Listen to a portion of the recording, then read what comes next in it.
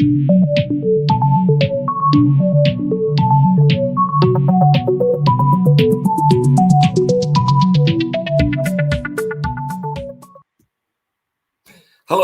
I am Eddie O'Sullivan, and this is This Week in the Second World War.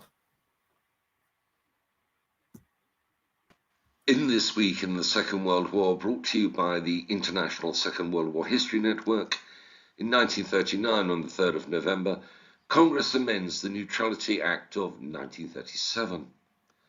On the 5th of November, Fyodor von Bock, Wilhelm Ritter von Lieb, and Gerd von Rundstedt discuss how to dissuade Hitler from ordering an attack on the Western Front. And on the 8th of November, after Hitler concludes a speech in Munich, a time bomb placed by carpenter George Elser explodes near the speaking platform.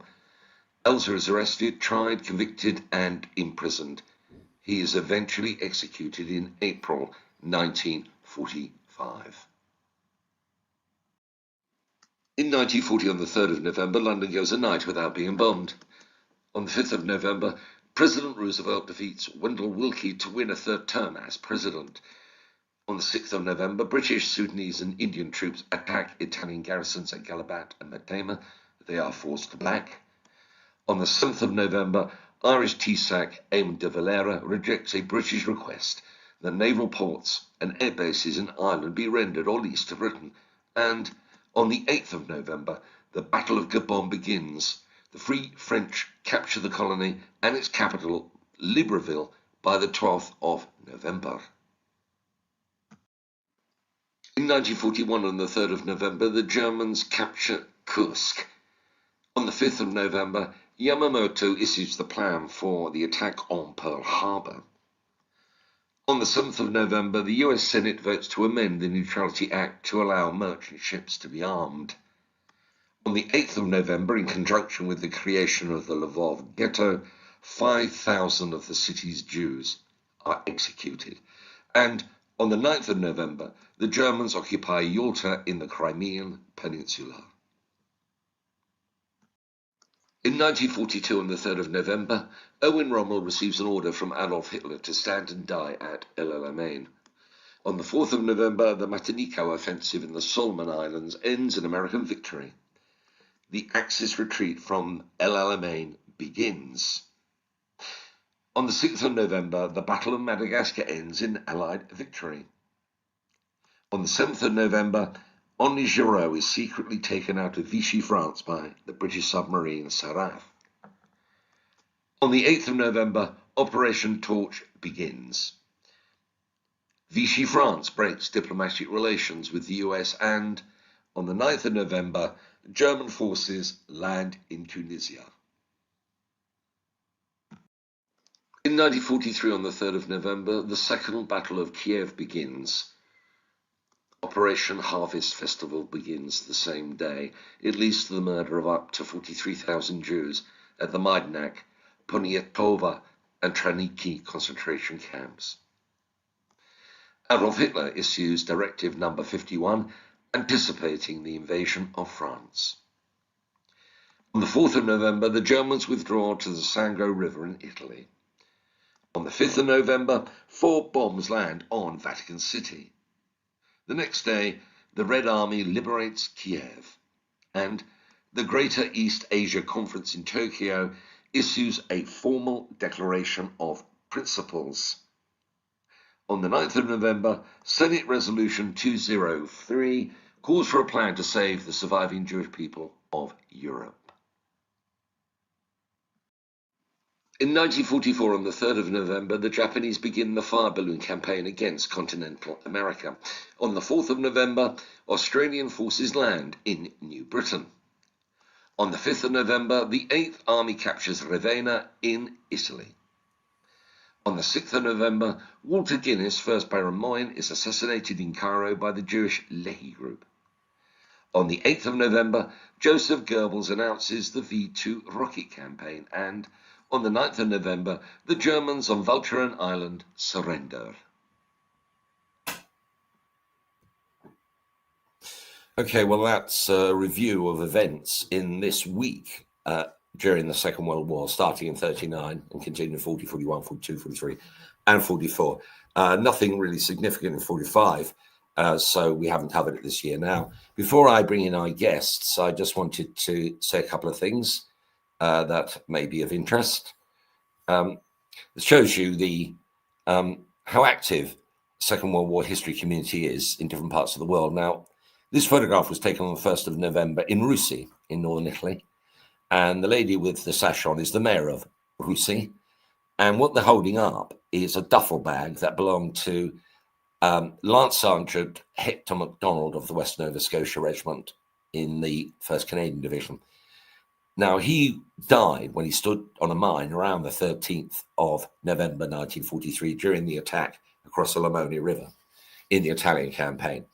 But that rucksack had been sitting around in an Italian farmhouse until July this year, when the gentleman on the left, Michele, had got his metal detector out in the field because he knew the fight had been there.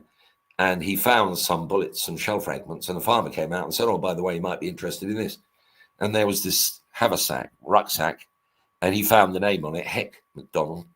And doing research with the lady on the left to him, that's Maria Angela Rondellini, who lives in Bagnacavallo in northern Italy.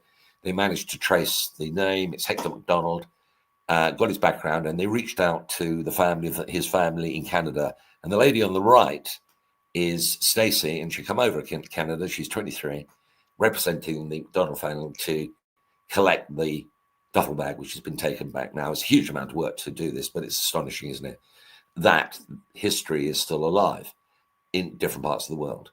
I just want to say one other thing. History is still alive because, very excitingly, a day after tomorrow, the 6th of November, is the world premiere, or the premiere in the UK, of Nuremburg, a new film with the unlikely character of Russell Crowe on the left playing Hermann Goering, and with Malik, for his first name, who famously played Freddie Mercury in the Freddie Mercury film. It's getting quite good reviews. And again, it shows you that the film industry of the world is still open to proposals to make feature films about the Second World War. We discussed this before. This is more than 80 years, feature films. Some of them are great artistic merit. Many of them being very successful commercially. And they're still being made, which shows you there's still an audience for Second World War history. Now, I'm going to bring in my co-host, weekly partner in this project, and that is Dr. Joseph Quinn. Joseph, are you going to go and see Nuremberg, or are you going to give it a miss?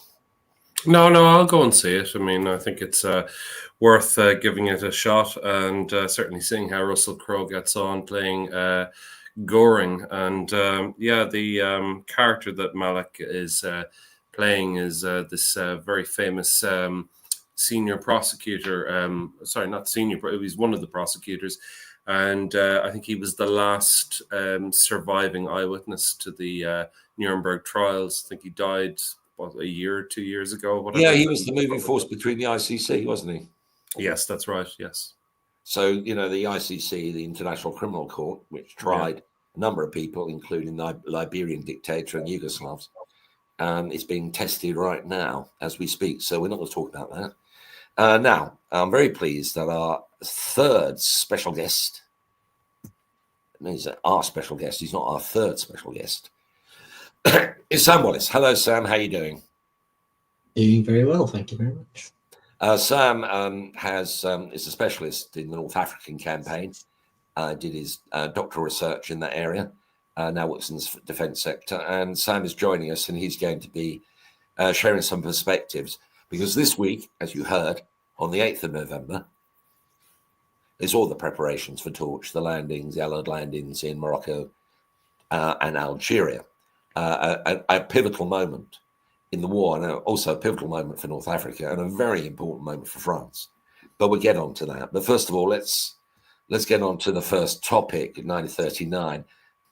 This is basically the attempts by 3 German generals, of whom von Rundstedt is one, to essentially mitigate against a possible invasion of France, which they fear incorrectly, as it turns out, but possibly due to luck more than anything. They fear will be a disaster for Germany and will precipitate. These are the three generals, Joe. You've got Fedor von Bock on the left, Joseph Franz Ritter von Lieb in the center, and Gerd von Rundstedt. So very, very senior generals, and they were trying to persuade Hitler, do not attack in the West. Obviously, Hitler ignored them. Yes, I'd like Fedor von Bock is... I think von Bock is the commander of Army Group B during Operation Barbarossa. Gerd von Rundstedt is one of the... He's a commander who comes up again and again in terms of the Western theatre. He's the person who comes to the rescue sort of the latter quarter of 1944 after the death of Rommel, taking over command of the Western Front around the time of Operation Market Garden and then the lead up to the Ardennes offensive. He's in charge of that. And then you've Franz Ritter von Lieb as well, who's connected with OKW. You have some very senior commanders here, and you've got some figure Franz Halder as well.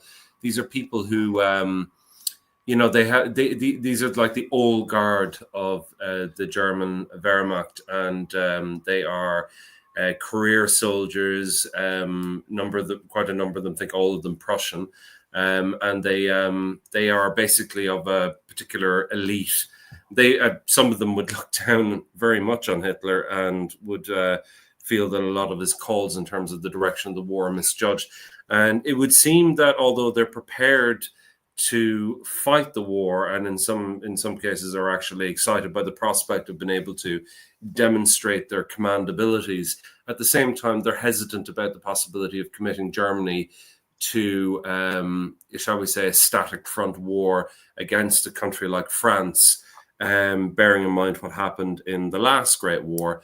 And so that's what they're looking to avoid. And they're trying to dissuade Hitler from going down an aggressive course. There's some people within the German general staff who still believe that peace is an option, that there's a possibility of negotiating with the Western allies. They're all in favor, many of them, of taking on the Soviet Union at a particular point, but with only if the Western allies have their back, or if they've got the Western allies completely eliminated, which they don't have an awful lot of confidence that they can actually do. They don't feel that they can pull this off. There's all sorts of back channel things going on right throughout this time. You have the Venlo incident takes place around sort of 39-40, where you have two agents, British agents, MI5 agents that are, MI6 agents that are captured in a sting operation that's run by the Sicherheitsdienst. And this happens around a particular point of time where there's sort of back channel dealings between the British government under Chamberlain and elements of the German military. And the British cleave to this whole idea right to the bitter end of the war that somehow at some particular point the German generals are going to lead a coup against Hitler and they're going to topple him, and that basically Hitler won't be able to control his own military. So they're convinced of this.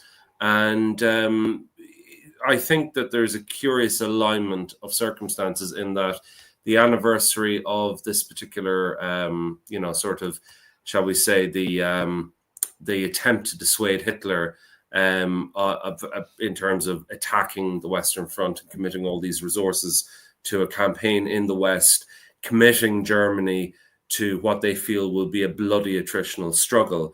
It's within a few days you have an assassination attempt on Adolf Hitler in Munich. Some lone, sort of despot. Sorry, not despot. Well, it's George Elser, one of the great unsung heroes of the German resistance. Although nobody really knows what his motivation was. Some people say that maybe it was an inside job. Conspiracy theorists say that it was liberally set up to make Hitler look good. There's a whole confluence, and I won't go into too much detail about this, but there's a whole, if you look at all these events in conjunction, and if you look at the timeline, and also I spent a bit of time when I was with a research associate at the National Archives, I spent a bit of time looking at newspaper reports in terms of, sort of the Foreign Office coverage of, sort of, or essentially assessment of German newspapers day by day, and looking at sort of international reportage on what was going on in Germany. And they're looking for signs. They're looking for signs that basically the Hitler's regime is crumbling, and that there's a lack of confidence in terms of his leadership of the war at this particular point. And there's evidence that there is dissent, not just within the ranks of the military, but misgivings within society.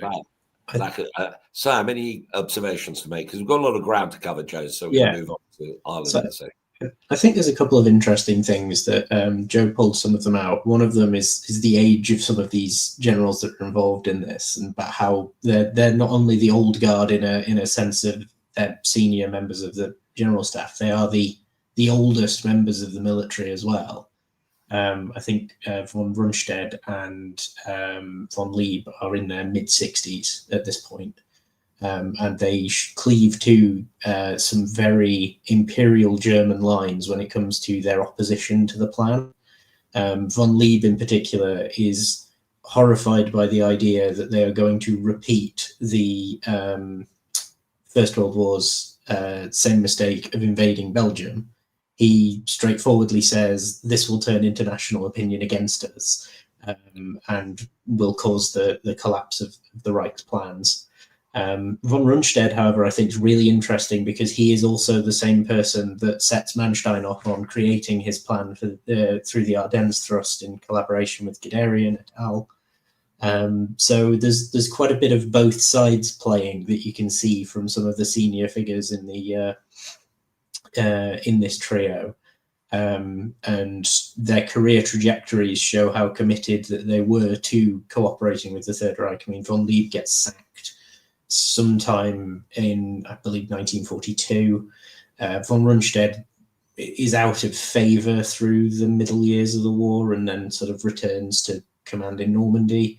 And von Bock stays on the Eastern Front and remains committed to the war effort with pretty much no lapse in loyalty. And a lot of their resistance to this is practical rather than ideological in a lot of sense. They seem to retain that Prussian soldiers' loyalty attitude, where we won't question the orders given down to us, which is also their defence when I think von Rundstedt is hauled in front of Nuremberg. Yeah, absolutely. And we've got I think von Rundstedt doesn't he appear in The Longest Day by saying he's asked, "What do you do?" He said, "You shall surrender, you fool."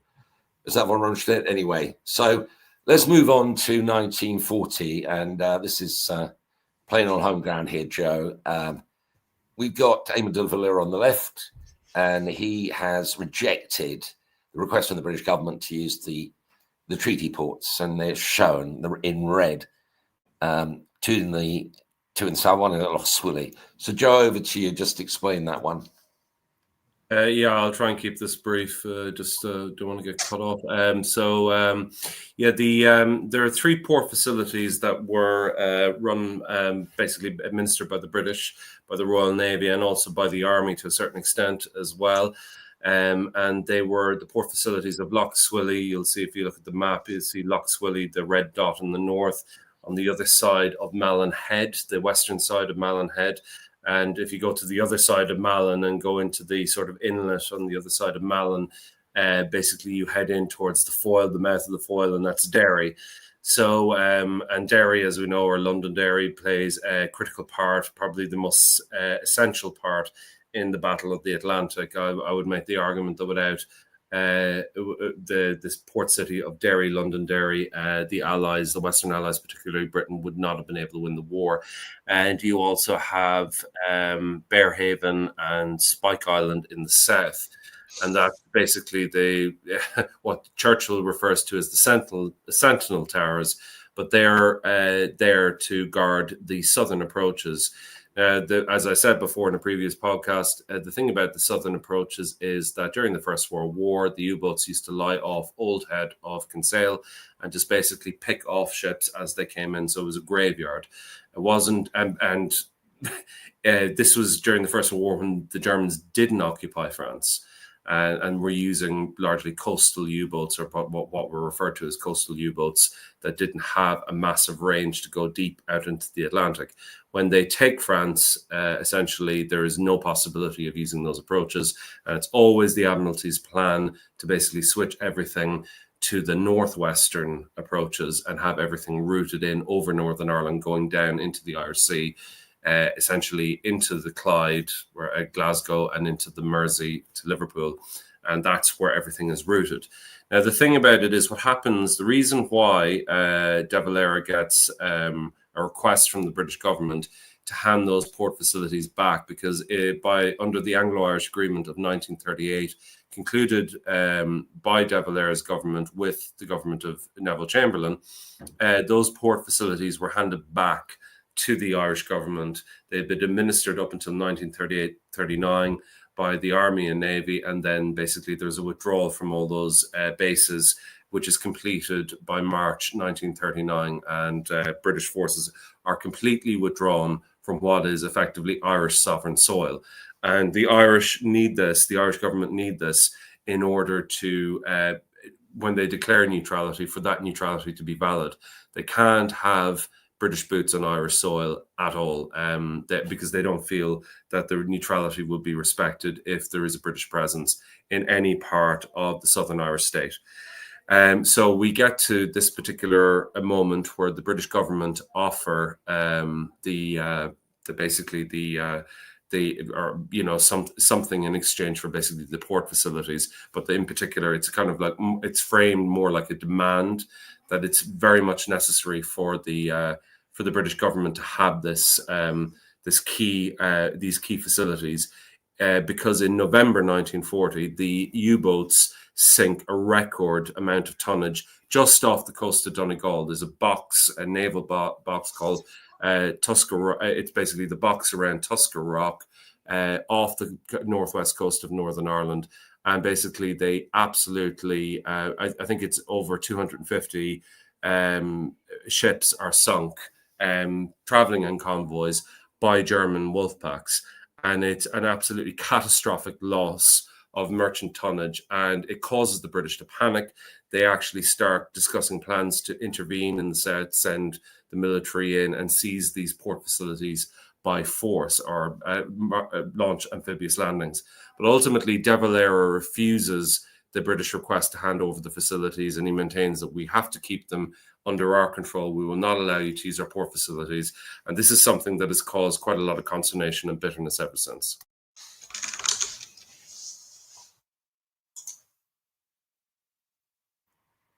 Okay, Sam, any comments on that particular moment in the war? We could move on to the next topic, which is the otherwise ignored but usually very important moment, is when a president gets elected for a third time. So Roosevelt, in November this week in 1940, he gets elected. So, it's one of those elections which, in the Second World War, who mentions Roosevelt's re-election? But arguably, it was politically the most important moment in this period, because without Roosevelt if Wendell Willkie got in, it's entirely possible that everything that happened with the American involvement in the war might not have happened. What do you think, Sam? Well, I think that there's several things that are really interesting about it. Is the one, when we think in particularly sort of Anglo-centric narratives, we're discussing the idea that we create a government of national unity. There's not really thought around what elections are going to do because the countries come together, whereas the United States is dictated through the politics that unfold. And Roosevelt winning election, I mean, he's already been trying through the latter part of his second term to overturn parts of the Neutrality Act. I mean, you discussed the amendment of the Neutrality Act earlier in the video. 3rd of November 1939, they amend the Neutrality Act to allow the sort of effectively the start of Lend-Lease. Roosevelt wants to move forward to more interventionist policies, and the US is starting to move in that direction generally, but whether Roosevelt wins or not is going to dictate the pace of that, because Willkie is a fascinating sort of opposition because he is the dark horse candidate of the Republican Party. I think he's somewhere like 4th or 5th in the polls, but all of the others, including I think Robert Taft, are hardline non-interventionists. Wilkie, on the other hand, is a non-interventionist where I believe he uses the term every amount of aid to Britain short of war. And that is effectively going to say, well, the US isn't going to, is not going to try and lift a finger. Britain can continue sort of bankrupting itself by buying in arms, but will not receive, things like the destroyers. I think destroyers for bases has already happened at this point, but is not going to continue to receive the special favors that that Roosevelt organizes.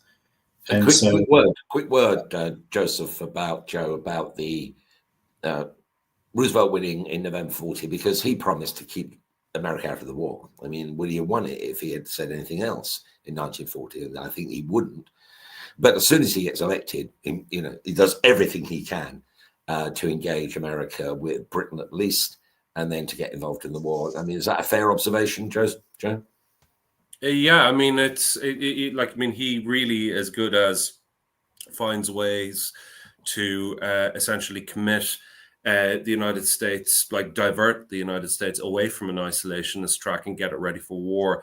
He's using essentially amendments that he's putting through Congress to basically undermine and eventually completely subvert the Neutrality Act. And he's also putting in measures to basically enhance the security of the American state. He's also getting together with all his buddies, his industrialist friends, and people that he's friendly with, like Henry Morgenthau, and he's bringing them together, bringing these minds, because he recognizes that not the military, but these particular business personalities, these titans of American industry, captains of American industry, are going to be absolutely crucial in terms of getting the US rearmed, and also getting a steady supply of war material, manufactured war material, to the Brits as quickly as possible to keep them going. And that's really what he starts off doing. He starts off basically he effectively kickstarts what we now know as the military industrial complex. It's actually the original title for it, or the original name for it, is the military industrial congressional complex, because it's basically a tripartite alliance between the military, the industrial sector, and the legislative branch of the US government in Washington. And essentially it all has to work in tandem with basically executive authorization.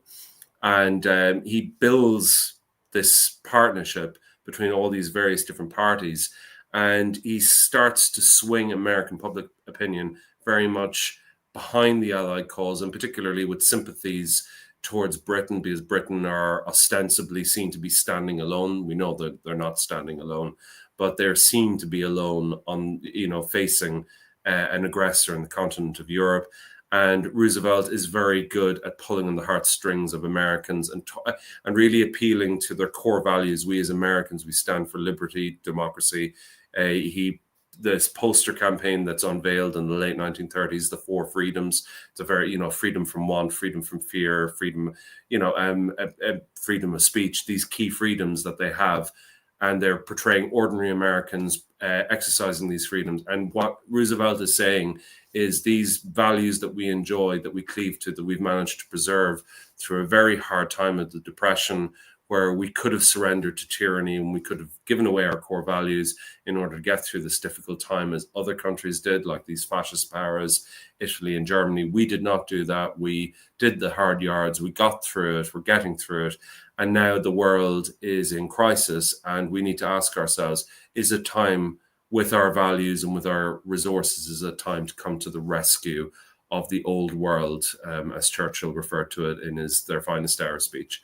But anyway, it's an important event. The moment where Roosevelt secures victory in the 1940 presidential election, and it's essential because you will need somebody with the principles and with the cunning and also the foresight and the deep interior values of Roosevelt, moral values, moral in terms of his worldview, in order to lead the United States into the Second World War. Okay, well, this takes us nicely to this week, and that's the first week in November, 1941, and this is when Yamamoto issues the order for the task force, the Japanese task force, to set off on its approach to Pearl Harbor. Now, as we know, we haven't not going to mention it. There's negotiations taking place in Washington, very high level, with the Cordell, the State Department, the Secretary of State, negotiating with the Japanese ambassador, and we'll be dealing with that next week in greater detail and how that all broke down. But this week they set off. So, I mean, just a quick word on this, I suppose. I mean, a sentence each. Where are we on the history of this period? I mean, obviously the extent view that I was growing up, this was a completely unprovoked Japanese attack, and it was all awful, and the Americans innocently came in. And then you had a lot of revisionism over the last 30 years, where people say, well, actually, there's more to this story than meets the eye. The Americans, as we just discussed, Roosevelt was doing everything he could to support the British. Churchill was desperate for the Americans to get involved. By this point in 1941, November 41, of course, the Soviets were involved. And so the British effort was dependent upon the communists to do the heavy lifting. And so America's involvement was actually much more necessary. Where are we on, in a sentence, Sam and Joe, on the academic conclusion? Anything at all that people are now agreeing that perhaps the Americans weren't doing everything they could to stop the attack, or, they were just hoping it would happen? The usual conspiracy stuff. Where are we, Joe? You go first. Well, I'm not too sure, to be honest with you. I mean, you have a lot of revisionism with regard to the Battle of Midway, and essentially, I always remember listening to a lecture about a famous Japanese document which they used in the Imperial Japanese Navy called Kotitoshos, which is to do with basically the loadout of these aircraft carriers in terms of, their preparedness, essentially sequencing. Are we going to arm them with bombs? Are we going to arm them with torpedoes? And essentially, you have a great amount of revisionism with regard to the Battle of Midway, that the reason that the Japanese lost was because they got their sequencing all over the place. And also that the official histories of what happened during that time were essentially based on lies and effectively, a kind of a Japanese revision of what actually took place, because they were, the Japanese, even in the post-war period, tended to glorify to a certain extent what they had attempted to do at the beginning of the war. And the army had somewhat embarrassed them, but the Navy was considered in a somewhat different light. And they actually produced movies in the 1960s, which were footage from which was reproduced in movies like Midway. There was one movie called I Bombed Pearl Harbour, and it was telling the story of a Japanese pilot who takes part in the attack on Pearl Harbor and then later takes part in the Battle of Midway. And Tora Tora Tora and everything you see in that movie is largely modeled on basically how I Bombed Pearl Harbor was made. You have the portrayal of essentially this endeavor by the Japanese Navy to attack the Americans, knock them out of the war, and it's seen as a sort of a noble, virtuous, a crusade of a kind, and something that was, they came to it from sort of the most noble intent. With regard to the American side of things, the Americans suspected for many years, like possibly a decade or more, that there would be a Western seaboard attack of some kind. And I think there was a calculation made that they were not going to have this attack take place at San Diego if it was going to happen at all. San Diego would be a key naval base, but they were going to make sure that the bulk of the fleet were further out into the Pacific, where they could actually be deployed more quickly, or if an assault was launched, that basically it would be launched on a part of the United States that was not connected with the mainland. They made this decision that they were not going to have an enemy fleet rock up off the coast of the United States. And this is probably some ingrained historical fear that it can be dated all the way back to the arrival of General Howe and this massive armada of British ships off New York when Washington was in New York at the outset of the American War of Independence. Is after Bunker Hill. It's after the essentially the Revolutionary War breaks out in Boston or in the environs. They don't want to have the Japanese get that close to the mainland. They have a fear of invasion, and they know that it's only a matter of time before a war breaks out with Japan, because they recognize Japan as being the key competitor in the Pacific. And the Americans are looking to expand in the Pacific and in Asia. They are expanding their sphere of influence within Asia and within the South Pacific region. And we know this because of all the various different incidents that the Americans are involved in China and elsewhere that take place. So they are very much, and they're in the Philippines as well. So they're very much invested in this, kind of rather like how they are now. It's an Asia first policy as opposed to a Europe first strategy. And the last thing I would say is that with regard to what took place at Pearl Harbor, it's very clear that the Americans knew what was coming. You don't need a great deal of revisionism in terms of current scholarship to work that one out, and that the policy was that they were going to wait to be attacked.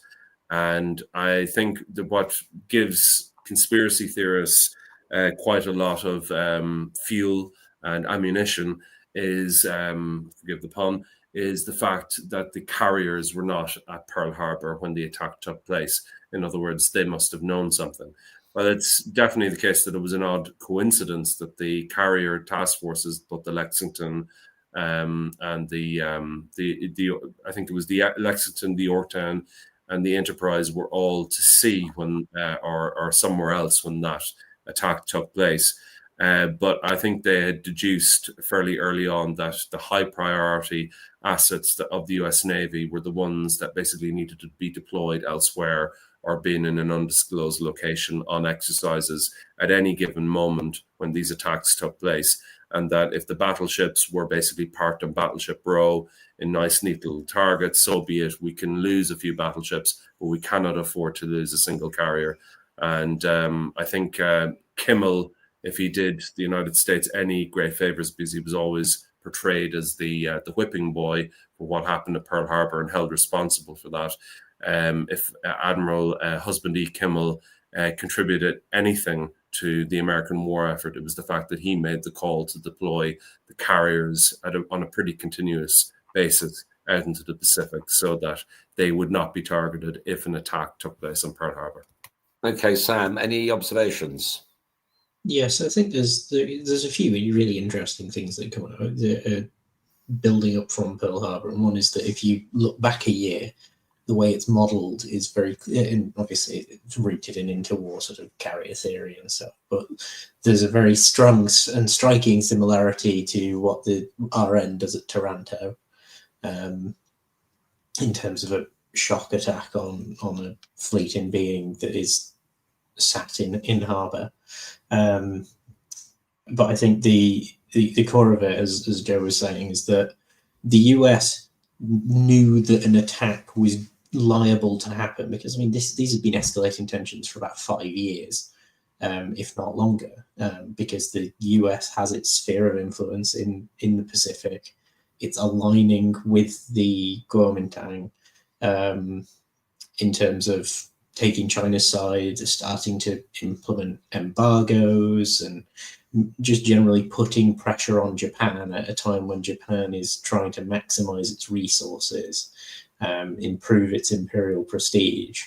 And if you look at it from the Japanese perspective, they view it as provocation, and that's been the Japanese apologia since the war. But in terms of US defense strategy, they can see that what they're doing is provoking the Japanese and more than likely getting prepared for when they can strike back against it. I think this is the core of the US as a democratic nation, and one of the things that its many critics have leveled at it for quite a long time is that they will, poke the bear. The bear attacks them, and then they'll strike back against it, which is how Pearl Harbor sort of pans out. Whether or not, and then Roosevelt obviously uses it as a pretext to launch straight into Europe, even though obviously Hitler, declares war on the US in solidarity with the Japanese, but Roosevelt looks at it as, it's a red flag to a bull. He just goes, right, we're getting in there, which I think we're going to discuss in a few minutes as to how he looks at doing that. Yep, absolutely. So let's go on to 1942. In a way, this is the bookmark, the other bookmark, which is in the, do we call it the European theatre operations? But anyway, the Battle of Alamein, as we discussed last week, Operation Supercharge, which led to this week, in the first week of November, the Axis forces start withdrawing. The Germans, as Joe pointed out last week, lead the way. They couldn't. It was an overwhelming assault and use of tanks by the 8th Army. I'm not going to discuss this now, Joe, but I'm now going to move on to a real big talking point, of course, which is 1942. Is the Operation Torch. Now, that photograph is taken in 31st of December 1941. So we're talking about not much more than 3 weeks after Pearl Harbor.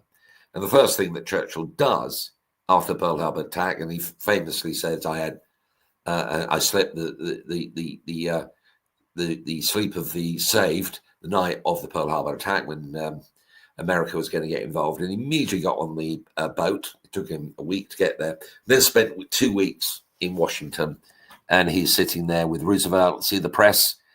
Churchill absolutely in his element. His mother's an American. He's very familiar with America. He's got a great capacity to deliver quotable quotes, and he delivers a few. And of course, in this meeting, and that's at December 1931, they agree that the first of all, Europe first, and the first sphere of intervention is going to be French North Africa. The decision is taken at that point. And we can discuss that in a bit further about why the Americans agreed to do this. And which brings me on to the French context. We'll be discussing this further, Sam and Joe, in a minute. In 1940, of course, in June 1940, the French had sued for an agreement, armistice with the Germans.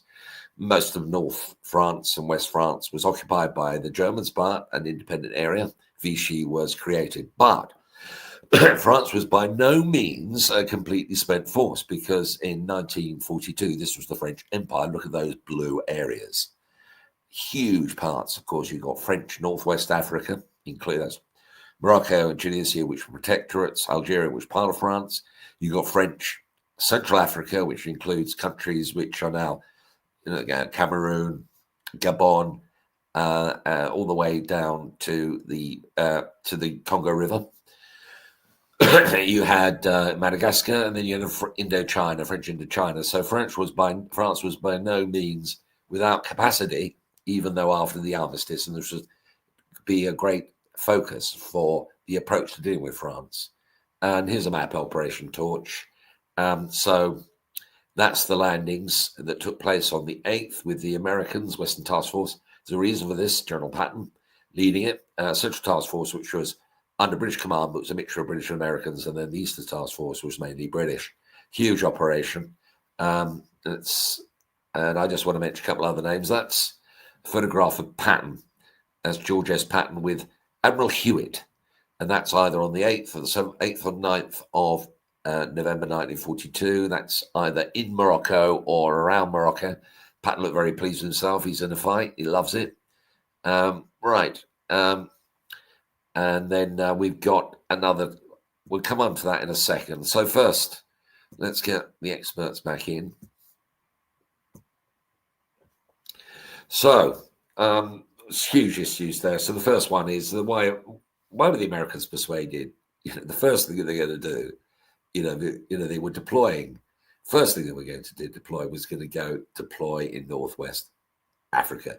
And isn't that ridiculous? I mean, if you're an American voter, you think, why are we sending our brave boys to Morocco? And I don't think it's a coincidence that a film was released in December 1942 that explained to the American people where Casablanca was and where Morocco was and who lived there and what the French did. I don't think it was a coincidence. I think it's one of the great propaganda coups of the Second World War, Casablanca, and it was developed, I think, with Hollywood, close connections with American intelligence. There's no way this film could have been made with any other purpose. Brilliant film, of course.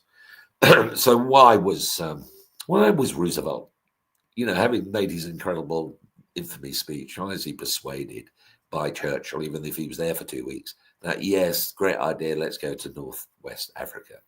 Joe?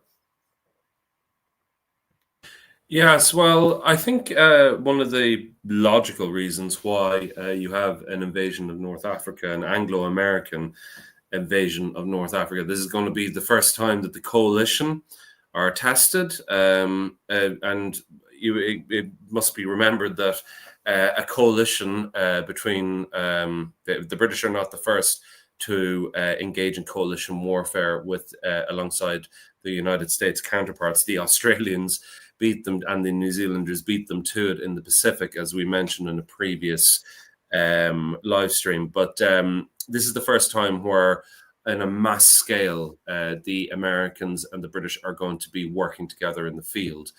And the reason you invade, and I'm going to keep this brief, the reason you invade the western part of North Africa is because you have a victory in the east that needs to be consolidated. Now, Montgomery and the 8th Army are doing well. They're advancing rapidly through Libya. They've been resupplied through the Red Sea, through Port Said and Alexandria, and they're getting all the kit that they need. It's been brought around the world from the other side, from the United States, and they're getting all the tanks, spare parts.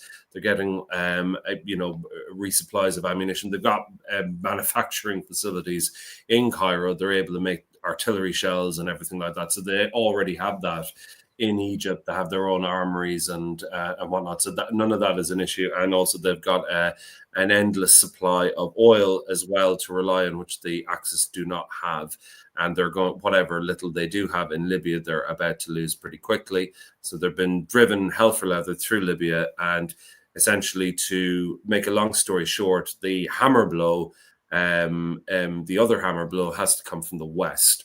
It's a very logical strategy because you have essentially Vichy-controlled or Vichy-administered territory in the western part of North Africa, what we now call the Maghreb, where these are French colonial administered regions, with the exception of northwest Morocco, which is Spanish Morocco, so that's under the control of Franco.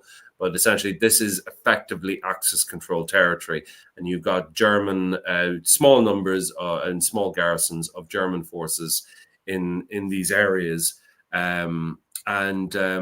really, you have to just basically, in order to drive the Axis out of North Africa once and for all, the most effective strategy they can come up with is to basically attack them from two sides and essentially completely secure the whole of North Africa, including the key strategic bases like Oran in Algeria, which was bombed in 1940 by the Royal Navy, and various different other sites, and particularly Tunisia. Tunisia is going to be crucial in terms of attacking what Churchill refers to as the soft underbelly of Europe, and mainly through Sicily and Italy.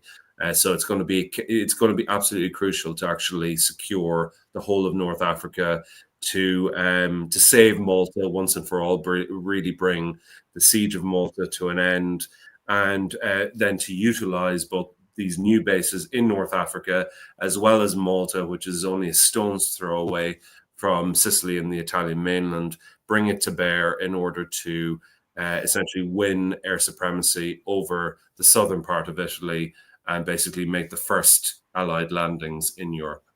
Okay, Sam, any observations on the question about American involvement? Would you agree with Joe on this one? So I think, just to build on Joe's point about pincering from two directions, is that the root of Operation Torch is birthed in, I think, about middle of 1941, and is honed through to it's called Operation Acrobat to begin. Well, sorry, Operation Gymnast to complement Operation Acrobat, which is something that 8th Army is trying to do, with the intent that the British would vault into Northwest Africa, at the same time as I think it's Wavell who's leading at that point, is pushing in from the east. Obviously, that doesn't happen. Gets reinvented in early 42 as super gymnast with the US involvement in the war, and then gets renamed Torch in, I think, August of 42. Now, there's some really short timescales involved in here because the Allied senior staff agree on one key thing at the Arcadia conference at the start of 42, which is Second Front now. And part of that is because Roosevelt, who we've discussed his election, there are elections coming up in the November of 42. I think they're general congressional elections, but Roosevelt has made some promises and he knows that the American public's behind him. He's also made some promises to Stalin about creating a second front. He wants to get America into the war and show what it's capable of, to get that win, get that groundswell of public support, which is quite a cynical way of developing strategy. And well, I'm glad you raised cynicism because here we go. So in February 1941, okay, so this is Robert Murphy, Irish American. He's involved in the agreement at this point. So this is February 41. Roosevelt's been elected. America continues to export to French North Africa despite the embargo that Britain wants. And the United States still has diplomatic relations with Vichy France. He's appointed in 42 to find out what's happening in French North Africa. And he's President Roosevelt's personal representative for the rank of minister to French North Africa. So he was trying to, I mean, it's a cynical move, you might argue. He was trying to get the victory or the completion of the Moroccan landings, the torch landings, done in a very quick way with very low casualties. Best way of doing that is to persuade the Free French to come over to the American side. I'm just going to put another couple of faces up. The key person in the American plan, and actually the British plan at this point, was this guy, because he kind of fitted the bill. I mean, he wasn't de Gaulle. He was very junior. He was being captured in May 1940 by the Germans. He escaped on the 17th of April 42 from Germany, got into Vichy France, and the Vichy government was saying, "We want you to go back to Germany because we got a deal." But he refused to go. Now he was identified, I think, surely by Murphy as being the kind of guy that they could do business with. So the key was to get him out Vichy France, and did that, put him on a submarine, which took him to Gibraltar, and he arrived there on the 7th of November. And when he got there, he said, "Look, this is my condition for my involvement. I will command the French in North Africa to give up, but I have to be completely in charge." And that was, this is the day before the torch landing starts. So Giraud arrives, and he flies to Algiers on the 9th of November. With the Anglo-American support, he broadcasts an appeal for the French soldiers in Morocco, in particular, stop fighting, and they ignore him.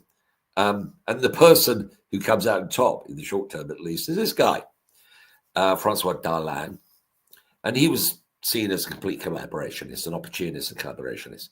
He had served in Pétain's Vichy regime as Minister of Marine, took over as Vice President of the Council, very senior position. In April 42, resigned his ministries, but retained his position as Commander-in-Chief of the French Naval Forces. And on the 5th of November, would you believe it, Darlan flies into Algiers to visit his son who's ill, got polio. So he's actually on the ground in Northwest Africa when the torch landings arrive. And he is the one who's got he says, "Look, I'm the official legitimate representative of the French government. I have got the authority. The French army in North Africa will obey me." And in the end, Eisenhower has to accept Darlan as the person who has the authorities, appointed High Commissioner for France. So Giraud is sidelined. This guy's in. It's a very unpopular choice because he's considered to be a collaborationist. And of course, that has consequences. Right, back to Joe and Sam about the bizarre, am I right in saying the Americans were really trying to pull a fast one here and expend as little American blood as possible? As you know, the plan was the original plan. The Americans, the Vichy people who wanted to collaborate with Americans said, "We don't want to see the British on this operation. We just want an American operation. We want to see the US flag, and we want to see them dancing ashore. And then in that environment, it might be possible for the Vichy French garrison to capitulate." But as it happened, of course, the fighting in Casablanca was really quite severe. And I think more than 1,000, I mean, it was hundreds of American troops were killed. Sam, what do you think of that argument? Were the Americans dreaming? I think that one of the easiest ways to put it is that Robert Murphy quite convinced himself that he was, in fact, that he had the key to the problem. I mean, he'd managed to convince, I think he called the Gang of Five, including General Mast, that some senior French figures on the ground were quite willing to support him. But ultimately, when you look at how much resistance the French put up, I mean, excepting Algiers, but Algiers falls quite quickly, mostly through the speed and dynamic action of the landing forces. They're the ones that actually execute it most quickly and most effectively. There's really very little that the French garrison can do in that regard. But at Oran, and especially around Casablanca, the French forces are bitterly contesting the Allied landings. I mean, at Casablanca, there's a full-on naval fight against forces that are entirely American.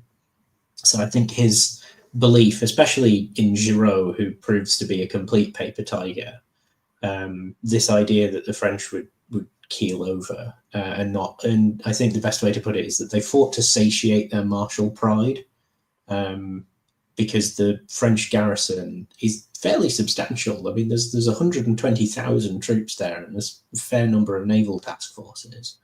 They're not very well armed. They don't have modern tanks or significant amounts of artillery, but there's a substantive quantity of French forces there. Most of them are in decent shape, as they later prove in the Tunisian campaign.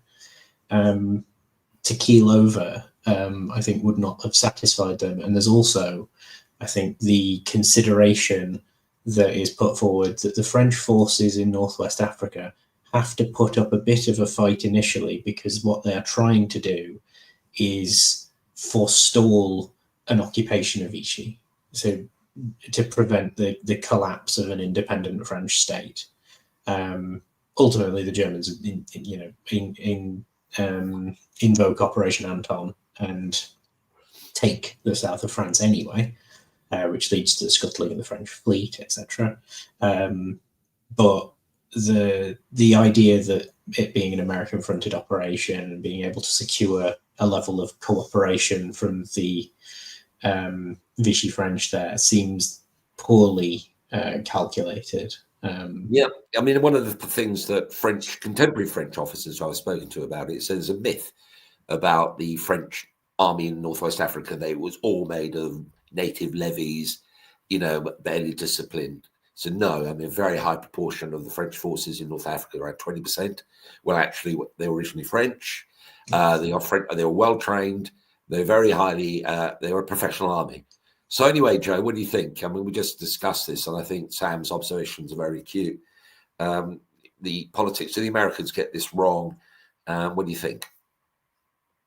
Well, I mean, personally, I think that with regard to sort of the Volface of the Vichy regime, I mean, the loss of their North African territories to the Allies and Free French, and essentially this transfer of authority precipitates basically the collapse of Vichy, which is going to cause in turn a security crisis for the Germans on the continent of Europe. So which in turn, in addition to deploying forces that are much needed elsewhere to North Africa, they also have to redeploy forces that are intended for the Eastern Front. There's actually a man who's he's a German who doesn't agree with the war, who has to serve as an officer in the Wehrmacht, and he's training to be a priest, and he's on his way to the Eastern Front. He's about to go to the Eastern Front, and suddenly he's actually pulled off the train heading east, and he's sent west because they have to move on Toulon because of the collapse of Vichy and famously the scuttling of the French fleet at Toulon, and you essentially have a switch over to the Free French side. on the part of some of the forces and authorities within that have formerly been Vichy and collaborationist. So this is causing quite a headache for Hitler and for the Wehrmacht at a moment when they need these forces elsewhere. They badly need them on the Eastern Front, and they need them for the security of Southern Europe. So they really are absolutely stumped by this. They're starting to get overwhelmed by the geostrategic enormity of the Allied incursion into Western North Africa.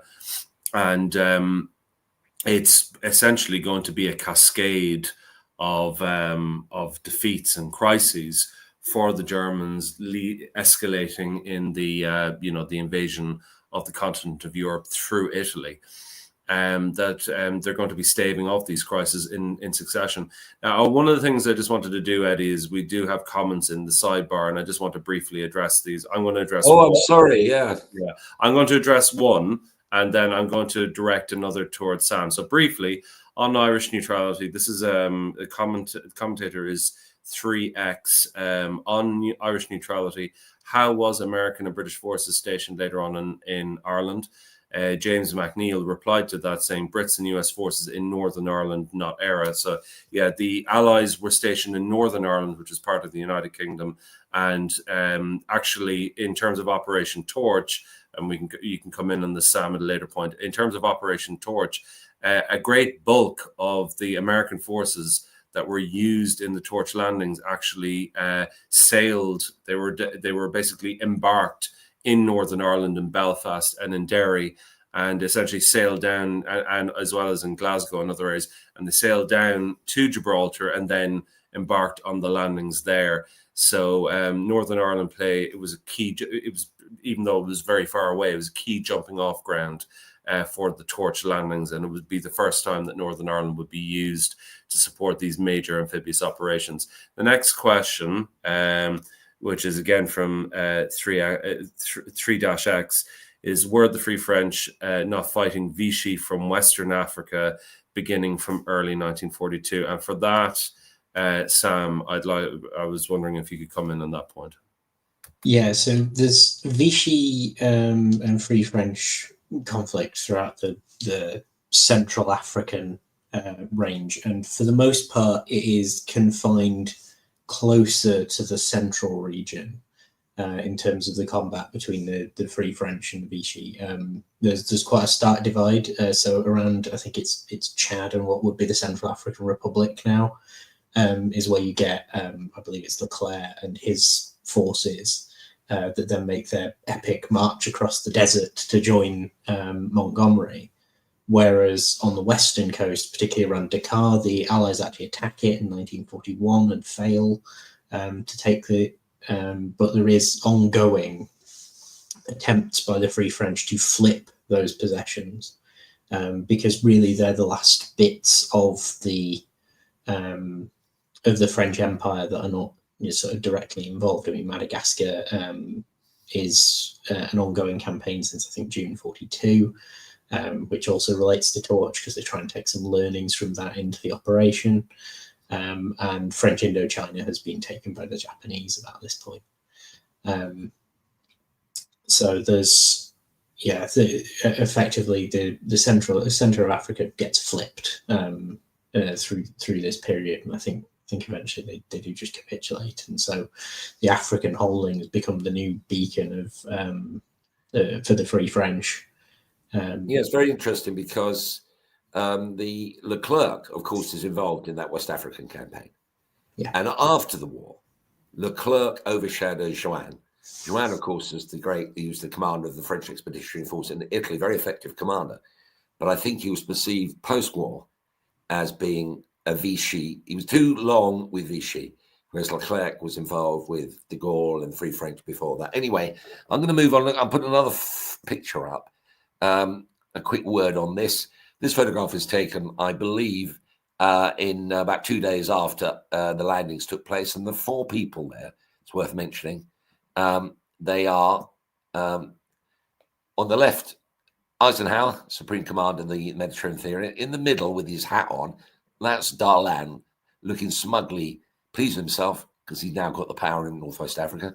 Now, the man in the middle, of course, who's going to become much more better known to everybody in the Italian campaigns, Mark Kark. He was actually Eisenhower's deputy in Operation Torch, and he landed in Algiers in October to negotiate, again, trying to negotiate a capitulation by the French without having to fight. And then on the right of this picture with no hat on, that is Robert Murphy. So let's go on to another set of pictures now. I'm going to put this guy on, and Sam will know who he is. Fernand Bonnier de la Chapelle. And on the 21st of December, he is asked, he's 20, he's a student, he's in Algiers, and he's on the 20th of December, he's asked by French resistance figures to assassinate Darlan, the collaborationist who was now in power. And on the 21st of December, he still goes, once when the gun doesn't work, and the second one, he shoots Darlan, and Darlan dies. The next day, Christmas Day, de la Chapelle is sentenced to death in one day, and he's shot on the 26th. Now, you don't have to be conspiracy theory, Sam, to think there's more to this than a lone gunman, deranged gunman, carrying out a personal mission.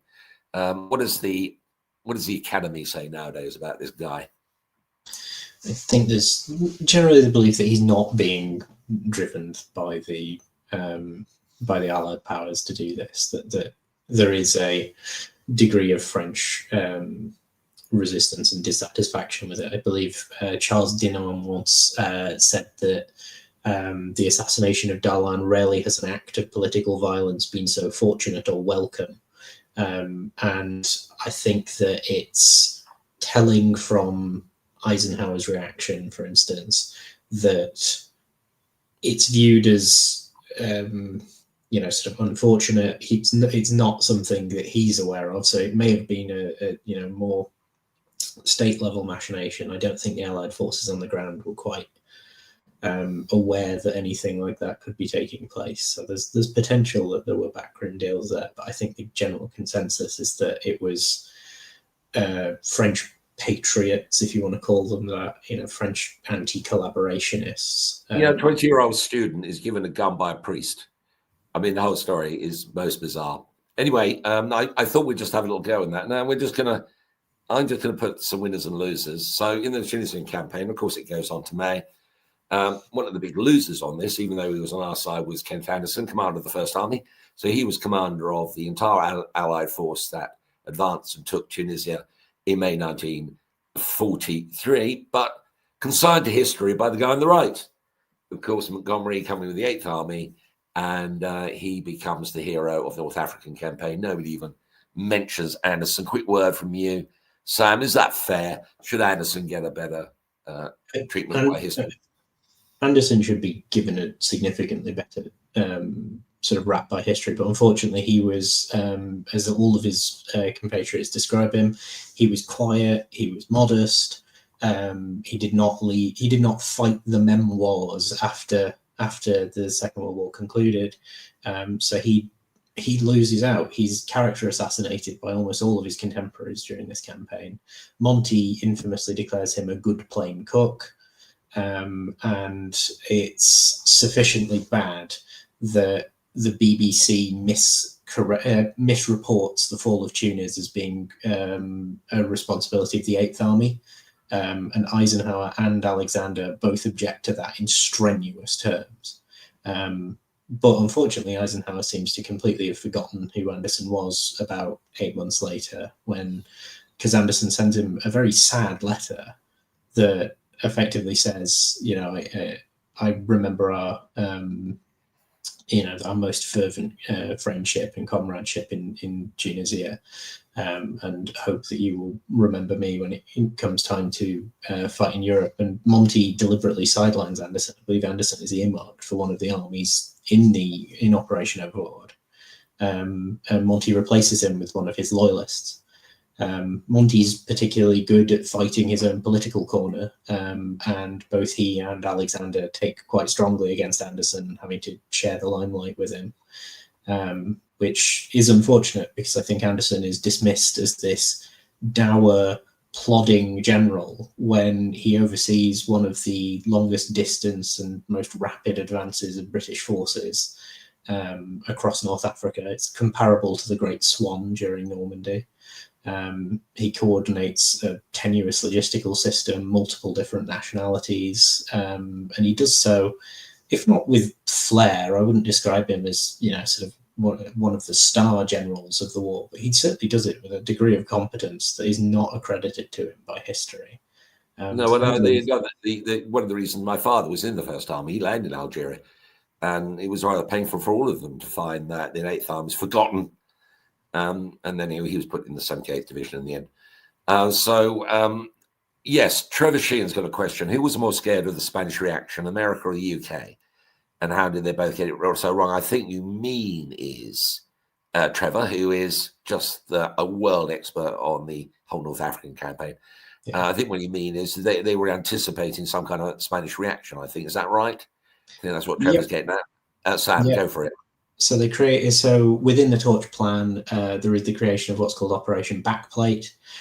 This is more an insistence of the Americans. The British are relatively confident that the Spanish are not going to do any sort of level of intervention. The Americans are part of the reason why the landings in Northwest Africa happen so far west. Some of the more radical British planners want them to land as far east as Bizerta, to forestall the German reaction, whereas the Americans are far more conservative, and it actually causes significant problems for the rest of the campaign, because planning for backplate means that in the first convoys, they're sending more combat troops, more armour, rather than logistical provisions. And those troops are kept under Mark Clark's command, as eventually transpires, in anticipation of a Spanish response that never comes. And that allows the Germans to get a foothold and turns Tunisia into a bloodier mess than it needed to be. So the answer to Trevor's question, who was more scared of the Spanish, Britain or America? Is there an answer to that question? Almost certainly the Americans in this instance. Very good, thanks very much. We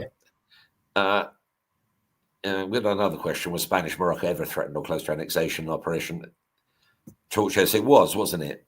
That there was a possibility if the Spanish had shown any attempt to get involved on the Axis side, then we would have gone in and taken over Spanish Morocco. I assume that's right, isn't it, sir? Yep, that was the plan.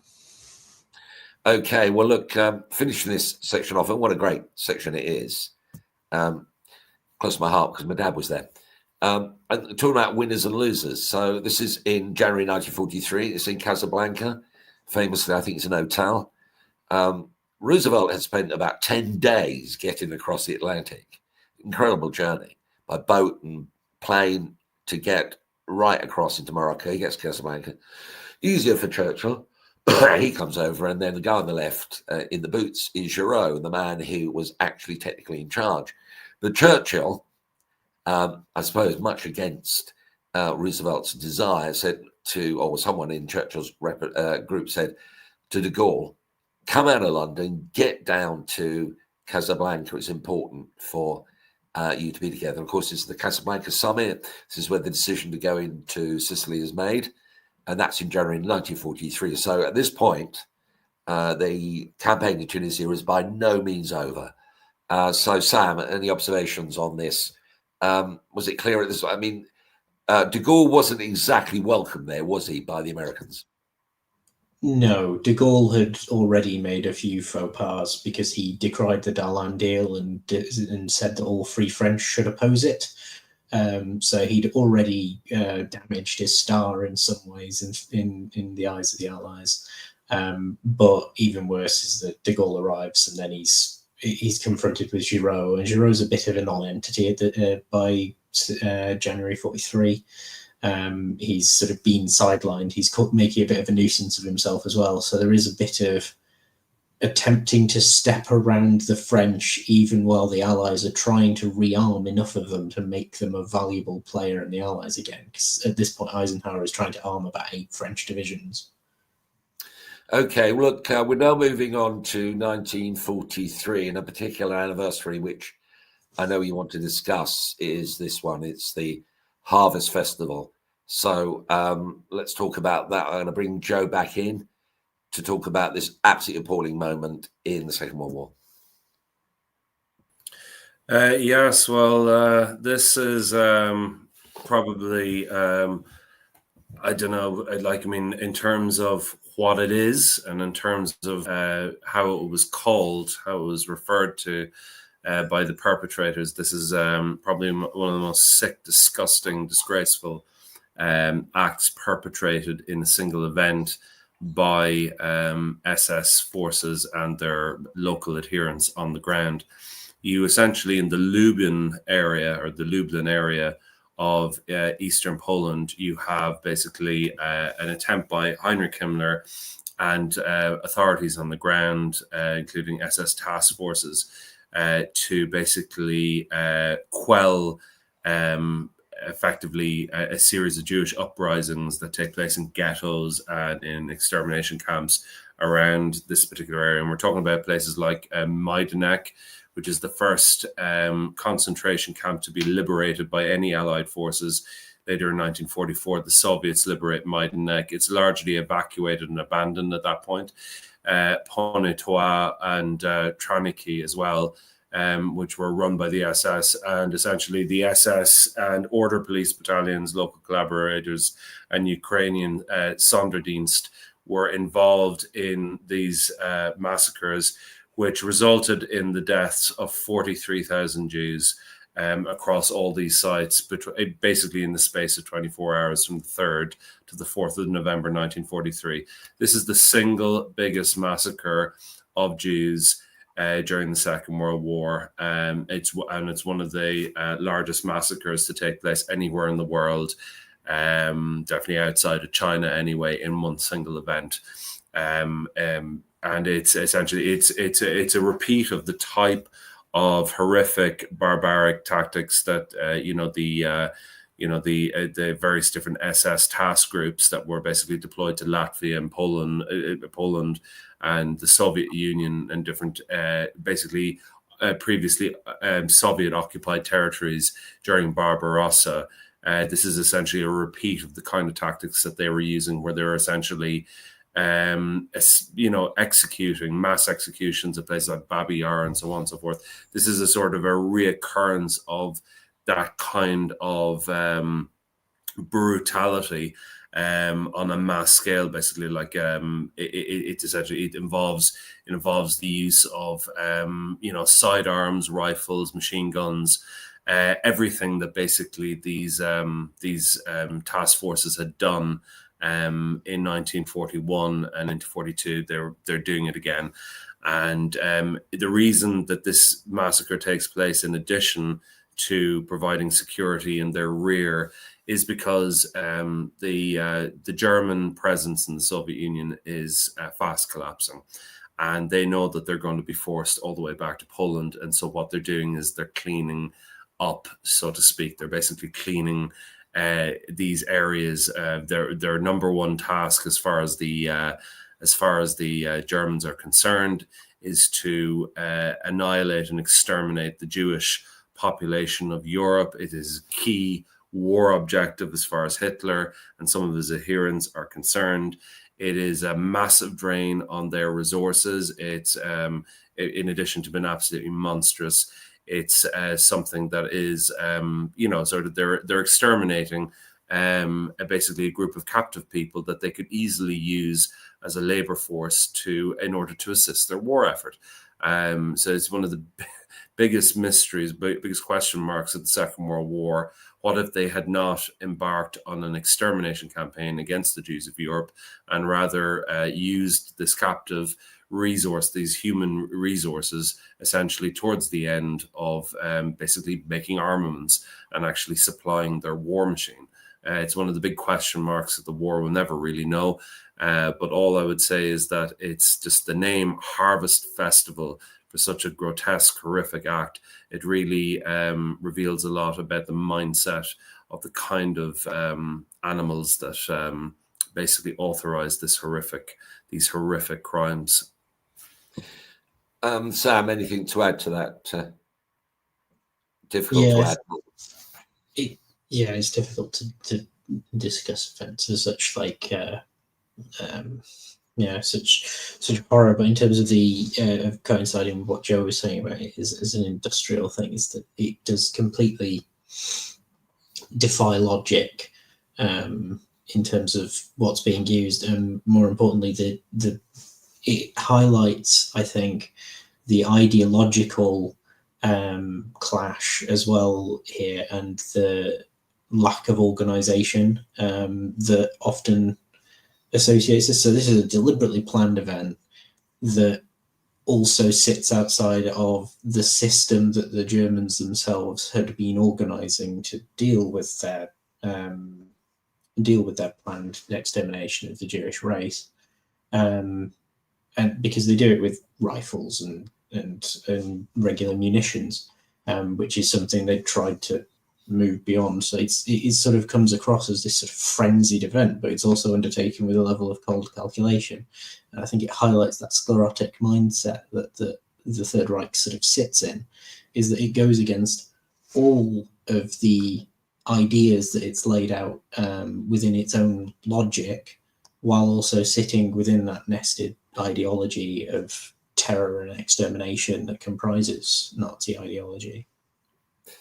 Okay, thanks, Sam. We're now going to move on to one other event in November 1943, and I'm just going to spend a couple of minutes on this because I think it's quite fascinating. This is the Greater East Asia Conference, which was held in November 1943. So Great Asia. This is basically countries are either aligned or basically occupied by the Japanese. It's held in Tokyo. And the man in the middle, who I haven't given the name to in the medals, that's Tojo. He's the Prime Minister of Japan, and he's hanged after the war. But I put the other names down, and you've got Bao Mao from Burma, Zhang Zhuji Manchukuo, he's basically a warlord.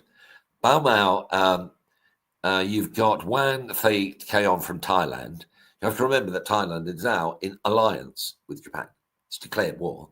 It's the government of Thailand has actually declared war against America and Britain. I mean, they were under pressure, but they had done it. Joseph B. Laurel, he was a pre-war liberal democratic politician in the Philippines. And he kind of reluctantly, but nevertheless accepted the role as president of Japanese-occupied Philippines. And he was disgraced after the war, but he came out of the Filipino mainstream politics. And then you've got Bose here on the right, who was, at this point, he had his base in the Andaman Islands.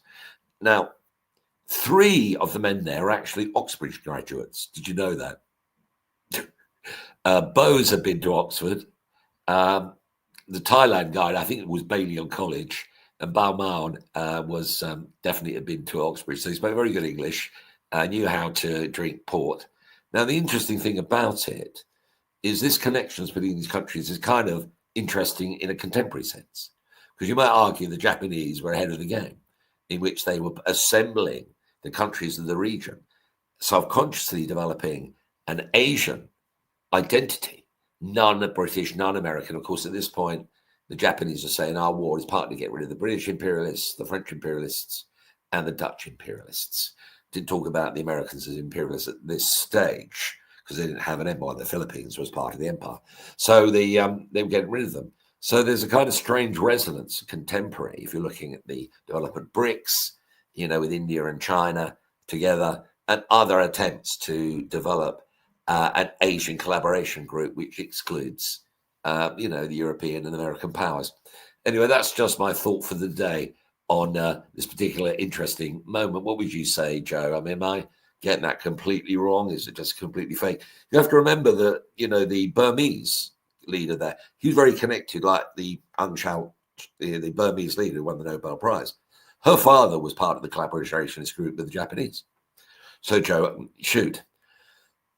Yeah, Aung San was a collaborationist before he went back over to the British, and he didn't last long in power before he was assassinated by really his own.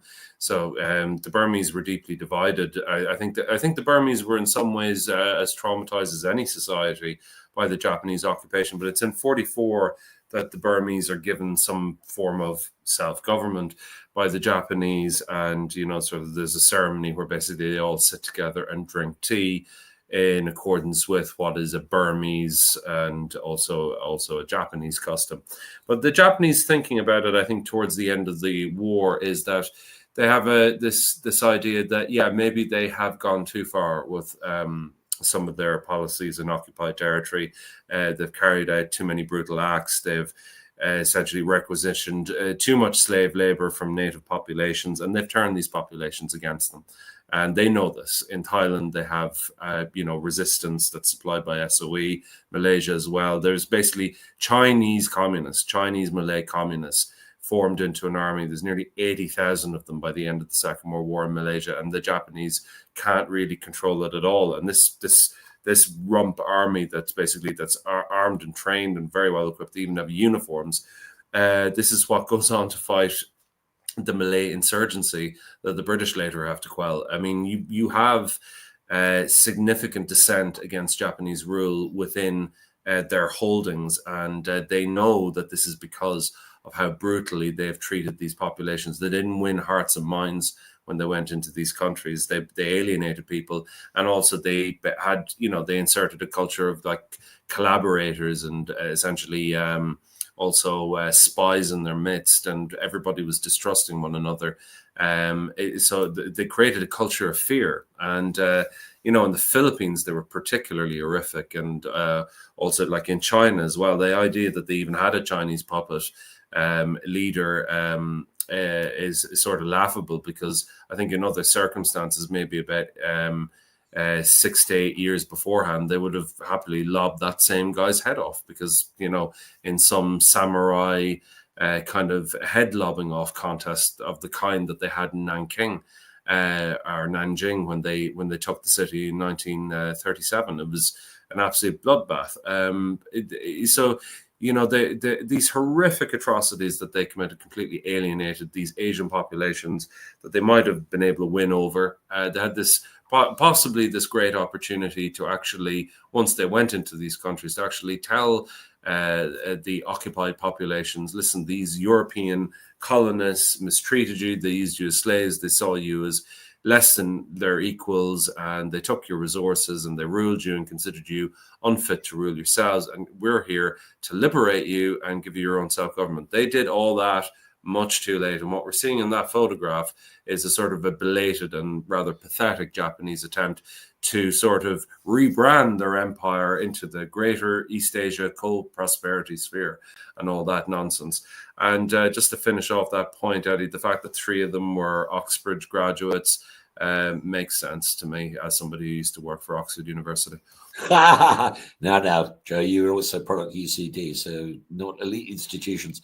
Yeah, I mean, that's, the point I would make, I suppose, is the people who inherited this idea were actually the Chinese. If you look at it, the Chinese are doing, in a sense, what the Japanese really inadequately attempted to do in 1943. Sam, am I saying something ridiculous?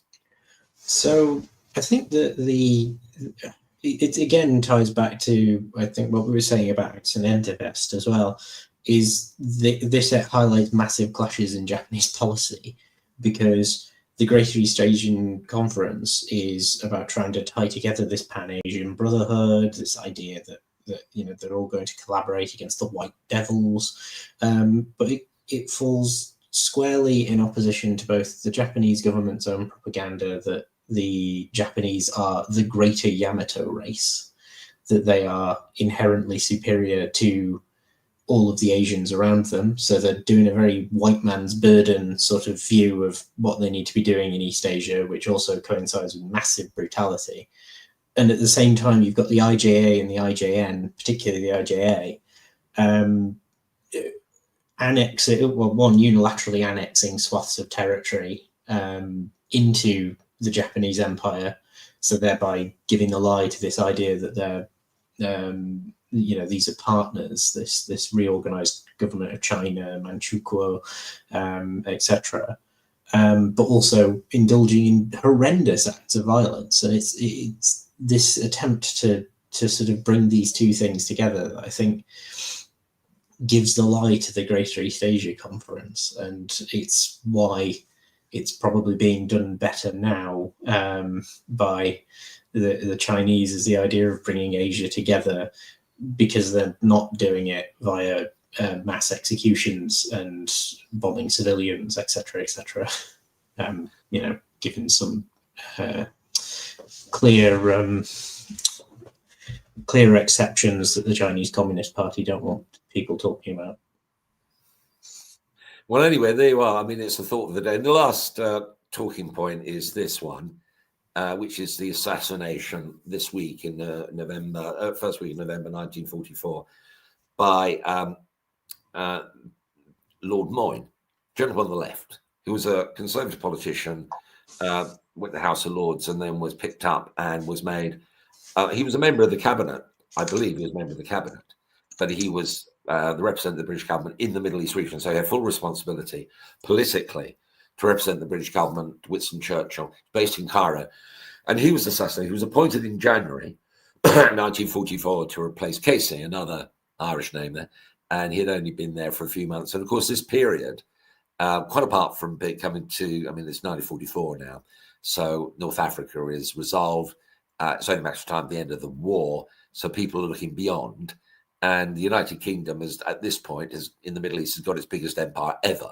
So it controls not just Egypt, controls Libya, Lebanon, Syria, the whole of this area, Iran and everything else. So Britain is the great, in the Middle East, the great winner from the Second World War, in the short term at least, because the French are out of it. Whereas in the First World War, Britain had to compete with the French over controlling these areas. Now, the new force and the new bloc it was the Haganah, which is the Jewish military force, but the Stern gang, and that's Avraham Stern on the left, he split off from the Haganah, and he, in 1940, basically, they declared war against the British Empire. They said, we are going to fight the British Empire, even though the British are fighting the Nazis, we will fight the British. So there was an openly declared war against the British Army, British police, British soldiers in the Palestine area. And Avraham Stern, and he's known as Stern Gang or Lehi, he was caught and executed. And the person who took over control, well, one of them was Yitzhak Shamir, the gentleman on the right. He became Prime Minister of Israel twice in the 1980s and 1990s. But he was head of the Lehi terror gang, as the British authorities called it, and the majority Jewish population. And they organized the assassination of Lord Moyne, there you are, on the left, accusing him of basically being preventing the possibility for Jews to leave Europe and find freedom and peace in Palestine. Anyway, Joe, any words to say on this particular moment, which has got terrible resonance in the contemporary period? One of the things I would just say is that, like, when we refer to him as Lord Moyne, his real name is Walter Guinness. So he's from the Guinness family. He's from that dynasty. He's the son of Edward Guinness, who is being portrayed in the current series House of Guinness, the young, bright, cunning, shall we say, co-heir to the Guinness fortune and brewery, who is basically doing a rebranding exercise with the help of Fenians, or so the story goes. But anyway, if his father was in league with Fenians, the son certainly was not. The son was a personal friend of Winston Churchill from around about the First World War period, right through the 1920s and 30s. He was he had a very successful political career. He held about 4, I believe, ministerial portfolios. Primarily, at one point, he was Under Secretary of State for War. So he actually rose quite considerably within the British cabinet. But this was around the First World War and post-war period. And he continued on as a sort of a society magnate. He'd served in the armed forces as well. He served in the First World War, so he held a rank. I think he almost attained the rank of brigadier, I believe. So he did very well in the military. So we're talking about a very successful, very accomplished person who's also privately insanely wealthy. He's one of the wealthiest people in the empire because of his inheritance of the Guinness brewery and all the Guinness estates and the wealth. So he's essentially he's at the head of this very incredibly successful Anglo-Irish family.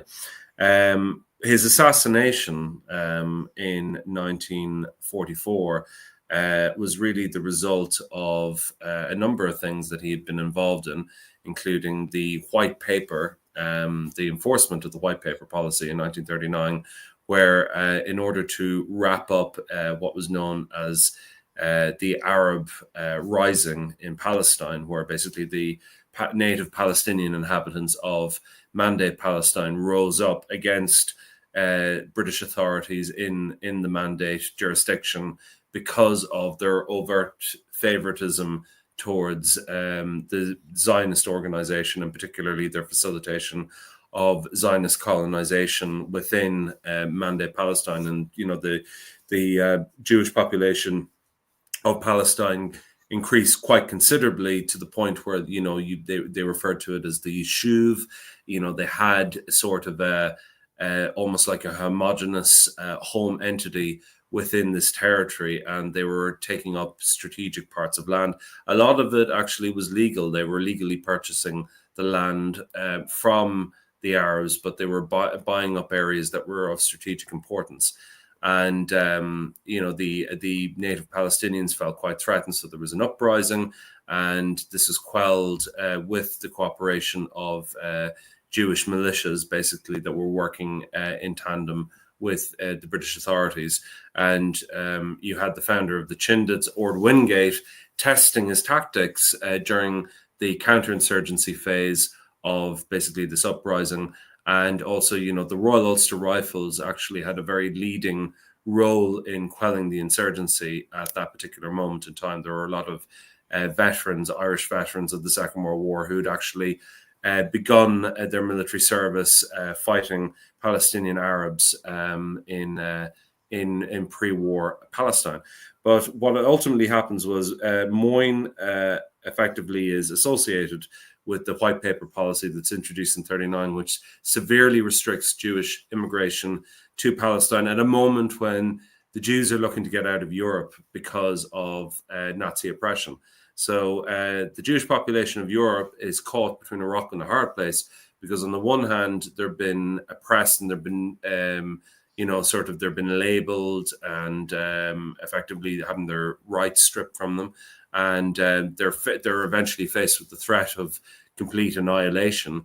And they're looking at this potential Jewish homeland, and suddenly they're denied access to it. So I think immigration was limited to just under 10,000 a year every year moving forward for the next 10 years, according to the White Paper policy, which was absolutely unacceptable to the Zionist movement, both in Palestine and Mandate Palestine and internationally.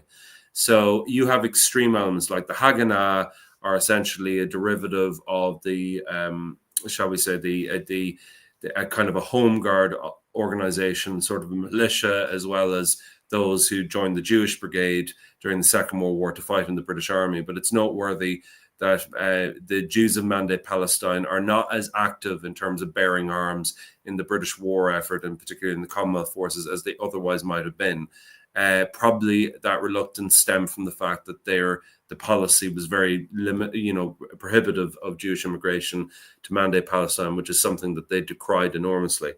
And the assassination of Moyne is triggered both by his enforcement of the 1939 White Paper policy, as well as the fact, and this is where the conspiracy theorists are going to go absolutely wild, Moyne was involved in basically communications, back-channel communications, with leading figures in the SS, including Adolf Eichmann, care of Count Bernadotte, who later was assassinated himself by either, I think it was either Ergun Zvialumni or the Stern gang themselves. He was also taken out in the post-war period because of this deal that they tried to arrange with the SS authorities in southeastern Europe, whereby the lives of maybe about 1 million Hungarian Jews would be spared in return for the Western Allies, bizarrely, supplying Nazi Germany with Allied manufactured trucks.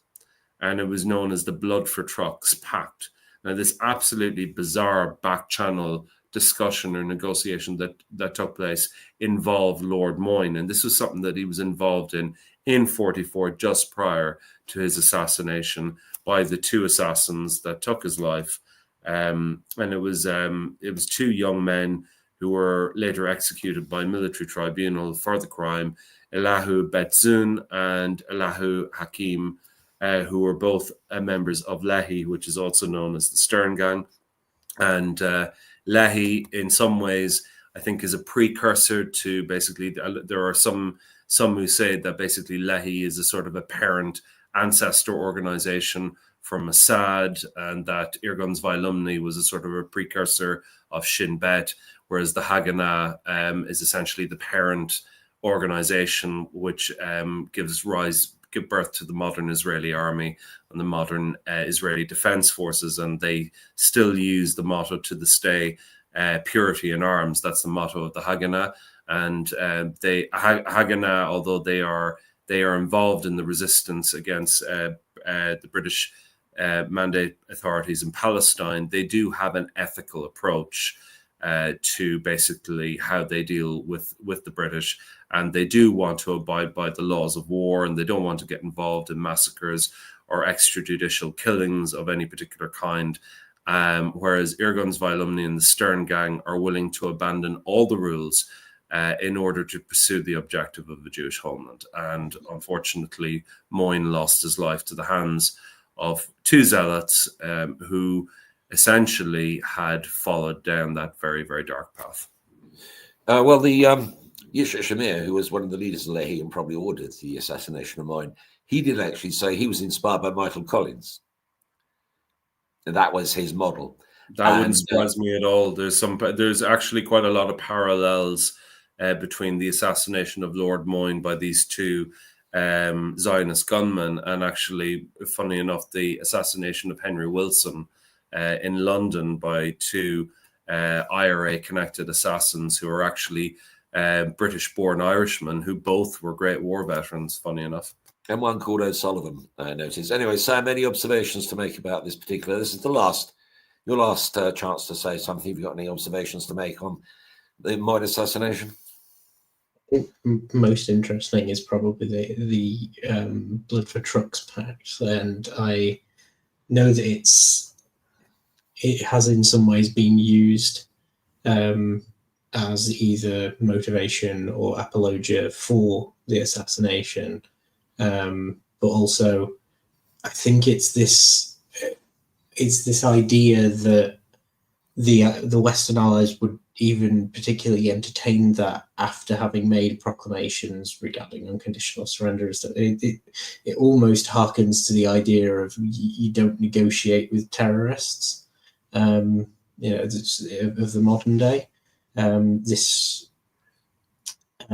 proposal, because you can speculate almost immediately what are these trucks going to be used for. I mean, it would almost be the ultimate irony in that many of these trucks could then end up being used to move more of the German Jewish population into the arms of the final solution. So you have to question why the Allies would entertain this sort of stuff, especially when it would also invariably, if they'd been turned to military use, which they would have been, how many more Allied servicemen are going to die because you suddenly acquired that level of motorization and ability to move things around for the German army again? I think, what I've read on the subject is certainly the British government's approach was completely unrelenting. No, we're not going to get involved in this at all. And the story continues. And of course, Yitzhak Shamir becomes Prime Minister of Israel. His party, of course, Likud. The Likud Party didn't exist at that point, but it's created by Menachem Begin, who was in Gun. He was also an anti-British militant. The Likud Party was created, and of course, the Prime Minister of Israel today is a member of the Likud Party. But that's enough of contemporary resonance. I'm going to call a close to this. Unless final word, Sam, before we send you on your way. I think that there's some interesting sort of through lines that you can see in some of the dates that we've got for this this week in the war, particularly when it comes up to things like elections, and then how they feed into things like Operation Torch, which is then used reciprocally politically. So you sort of get that history repeating upon itself, or at least things happening at the same time of year that can be connected together. Absolutely. The history of the Second World War is used and abused by contemporary politicians and other people. They always pick, there's always a Second World War analogy, but it is still nevertheless quite legitimate to do that. So, Joe, final word from you.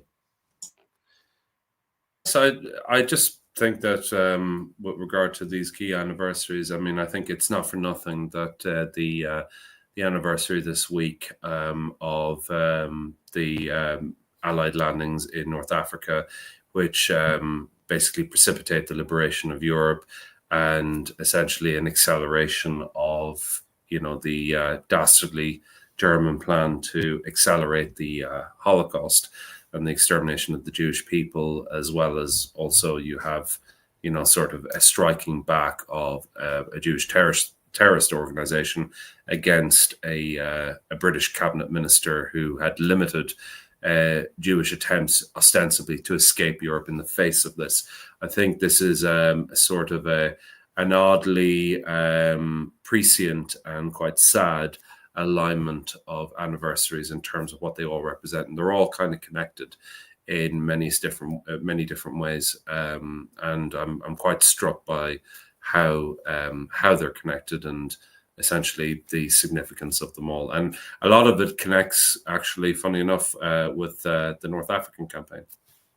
Absolutely. And thanks very much. Look, so Sam, I'm going to leave you from this stage. Don't leave, because we'll have a chat after we shut down. So I'm just removing you from, and Joe, look, thanks very much again. A brilliant, really fascinating program. Thanks again, Joe. And from me, it's all I'm going to say now is thank you for watching. It's been a wonderful episode. We'll be back next week with another episode. Keep your comments coming. Anyone wants to join us on the panel, you're very welcome. So until next time, from me and everybody here at This Week in the Second World War is goodbye, good luck, and may God bless you all.